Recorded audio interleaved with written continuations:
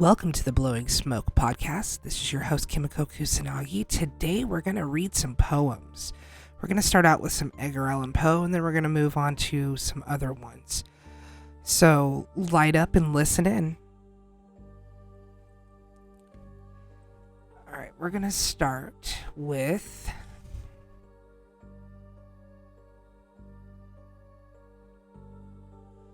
Alone by Edgar Allan Poe.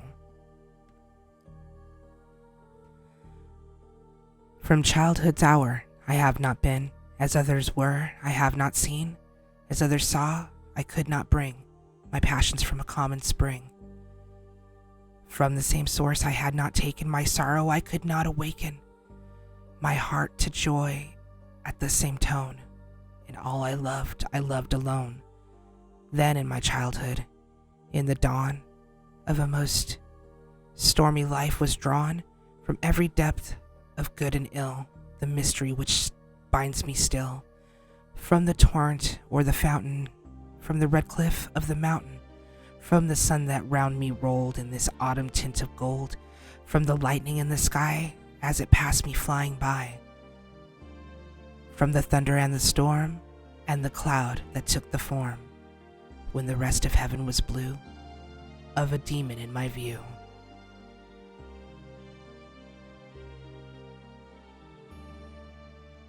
The next one is To Helen by Edgar Allan Poe. Helen, thy beauty is to me like those Nicean barks of yore, that gently over a perfumed sea the weary, way-worn wanderer bore to his native shore. On desperate seas long want to roam, thy hyacinth hair, thy classic face, thy naiad airs have brought me home to the glory that was Greece and the grandeur that was Rome. Lo, in yon brilliant window niche, how statue-like I see thee stand, the agate lamp within thy hand. Ah, Psyche, from the regions which are Holy Land.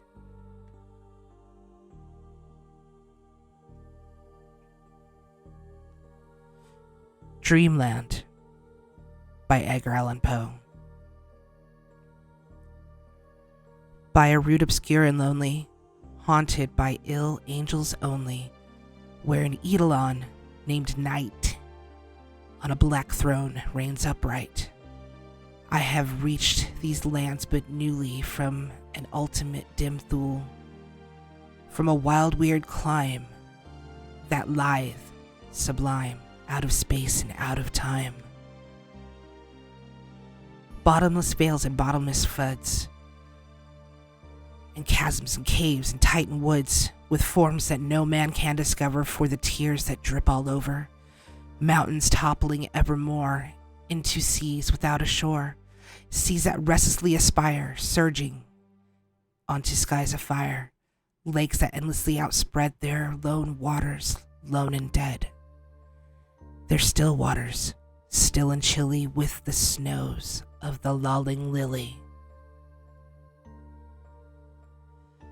By the lakes that thus outspread their lone waters, lone and dead, their sad waters, sad and chilly with the snows of the lolling lily, by the mountains near the river, murmuring lowly, murmuring ever, by the gray woods, by the swamp, where the toad and the nude encamp, by the dismal tarns and pools, where dwells the ghouls, by each spot the most unholy, in each nook most melancholy. There the traveler meets aghast, sheeted memories of the past, shrouded forms that start and sigh as they pass the wanderer by, white-robed forms of friends long given in agony to the earth and heaven. For the heart whose woes are legion, 'tis a peaceful, soothing region. For the spirit that walks in shadow, 'tis it's Eldorado. But the traveler, traveling through it, may not, dare not openly view it. Never its mysteries are exposed to the weak human eye enclosed. So wills its king who hath forbid the uplifting of the frigid lid. And thus the sad soul that here passes beholds it through darkened glasses, by a route obscure and lonely, haunted by ill angels only, where an eidolon named Night on a black throne reigns upright. I have wandered home but newly from this ultimate dim Thule.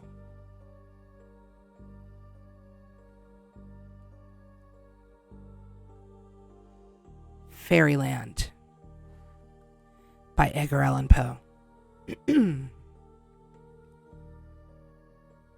Dim veils and shadowy floods and cloudy-looking woods, whose forms we can't discover for the tears that drip all over. Huge moons there wax and wane again and again and again and again. Every moment of the night, forever changing places as they put out the starlight, with the breath from their pale faces. About 12, the moon dial, one more filmy than the rest, the kind which upon trial they have found to be the best. Come down, still down, and down, with its center on the crown of a mountain's eminence, while its wide circumference in easy drapery falls over hamlets, over halls, wherever they may be, over the strange woods, over the sea, over spirits on the wing, over every drowsy wing,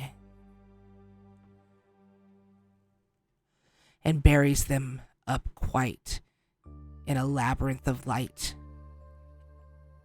And then how deep, oh deep, in the passion of their sleep, in the morning they arise, and their moony covering is soaring in the skies with the tempest as they toss, like almost anything, or like a yellow albatross. They use that moon no more, for the same end as before. Vicadent, a tent, which I think extravagant. It's a Tommy's, however, in a shower dissever, of which those butterflies of earth who seek the skies and so come down again and again and again, never contented things, have brought a specimen upon their quivering wings.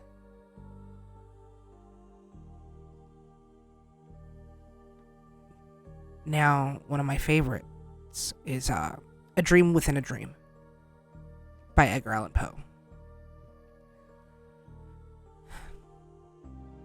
Take this kiss upon thy brow, and in parting from you now, thus much let me avow. You are not wrong, who deem that my days have been a dream. Yet if hope has flown away, in a night or in a day, in a vision or in none, it is therefore the less gone. All that we see or seem is but a dream within a dream. I stand amid the roar of a surf-tormented shore, and I hold within my hand grains of golden sand. How few, yet how they creep through my fingers to the deep while I weep, while I weep. Oh God, can I not grasp them with a tighter clasp? Oh God, can I not save one from this pitiless wave? It is all that we see or seem, but a dream within a dream.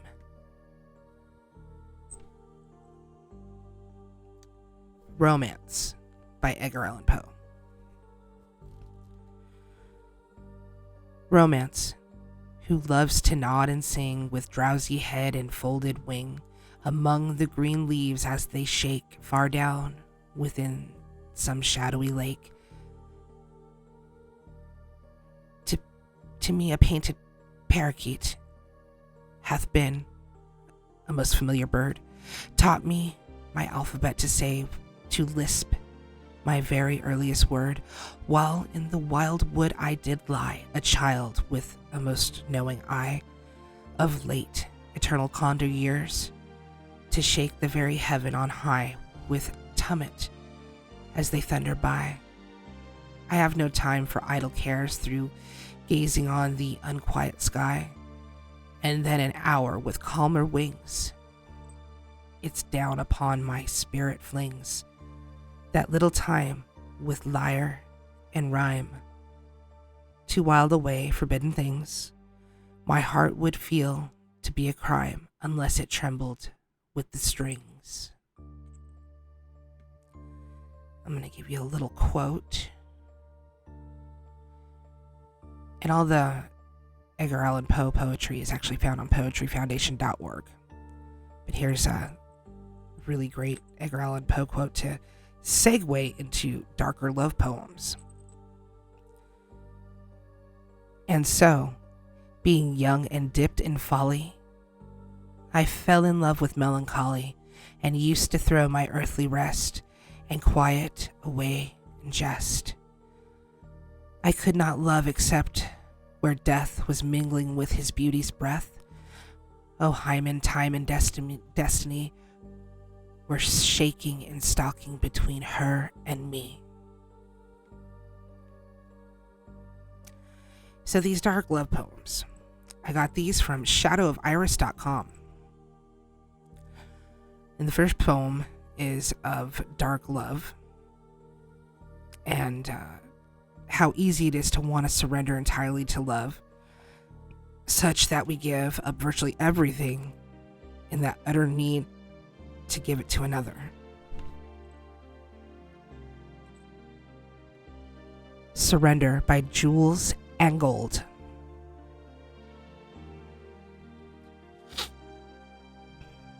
It's the tickle of the tongue. It's a long, deep sigh.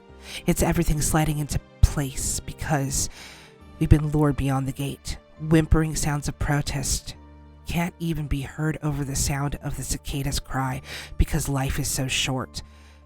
But we've a single mission, to mate and then die. There's hazy languor in your eyes as our body fades into fusion. We're entering into that secret place where grammar, syntax, and arithmetic have no meaning. It's indolent in dogmatism. It's the act of conception. The tantalizing brush of your lips destroys the remnants of my own army. I'm a trillion-celled massive apparatus, but you've reduced me to a speck, a demon that wants only you, to move sensuously over your skin, to lose even the ghost of an idea I once had of something gone. I'm dying in your arms, and it's a sweet, sweet death.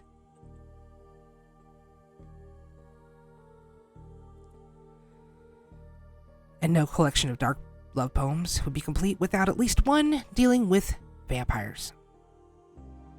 This one is called Vampire's Kiss by Clairvoyant.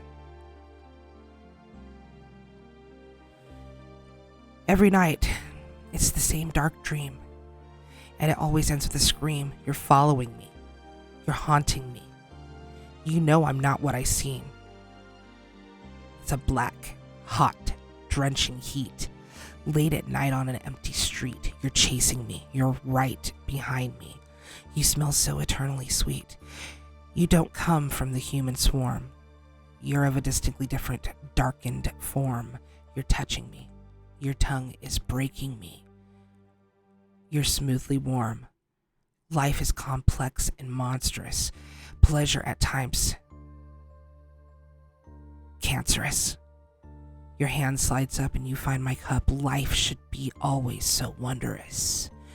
Your nails dig deep into my skin, even as my head begins to spin. You're a burning flame, but I'll not cast any blame, for you've given me an evil grin, and we're on the brink of a cooling spring. It's time to make you my all-new king.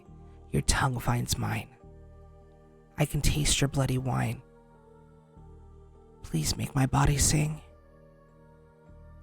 I give into a long, deep sigh. Tell me that we'll never say goodbye. Now comes the bite and I won't fight. even if it's time to die. Obsession. It's definitely a topic that can be included in any collection of dark poems. And, obsession of love can be very dark. This one is called The Harpy by Hans Zoffer.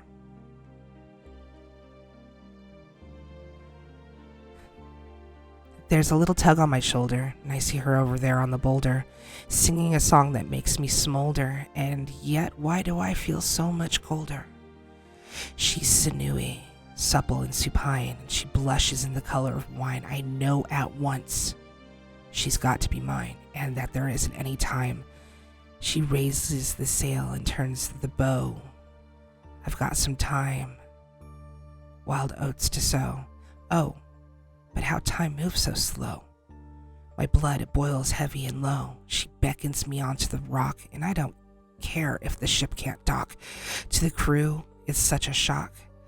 But she's already got me by my COCK. Even as the ship begins to sink and we're all on the very brink, I've given her a little wink. She's so beautiful in the pink. Behind me the ship has been downed. All my friends, they've been drowned. But as I follow the sweet sound, I know precisely where I'm bound. I'm on a rock beside her now. Oh God, please just tell me how. She lays her hand upon my brow, and it's time for me to break a vow. She leans in with the tip of her tongue, and her final trap is sprung. With razor-sharp teeth, I've been stung. My blood drained. Back into the sea I'm flung.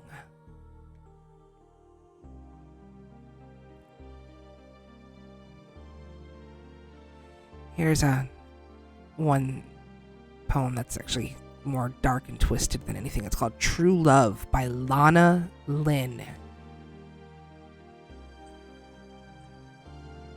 That devil is there now. Been a half an hour, watching me through the window. He never leaves. He's waiting till I exit the door. And at that moment he will get me. To the nearest tree we'll go with barbed wire and those little worm-like things that he likes so much. And then he'll do things to me. Such horrid little things. Frightening, scary things. Because he says he loves me. And that's just real love. No one believes me. They all think I'm crazy. It's all in my head. Just my imagination. So I'm waiting. Myself. And I'm hoping for an angel. The one that's supposed to guard me. To come down from heaven on high with those massive wings, translucent and glowing. He'll carry a massive sword. With those two mighty powerful hands, he'll take that sword, and from head to toe, he'll cleave that demon down there into two perfect halves. I'll watch as it crumbles to the ground, then over its dead body, I'll embrace that angel. I'll surrender myself right then and there. I'll bring that angel down to earth and let him fall from grace right here in my arms. And that, you see, that will be true love.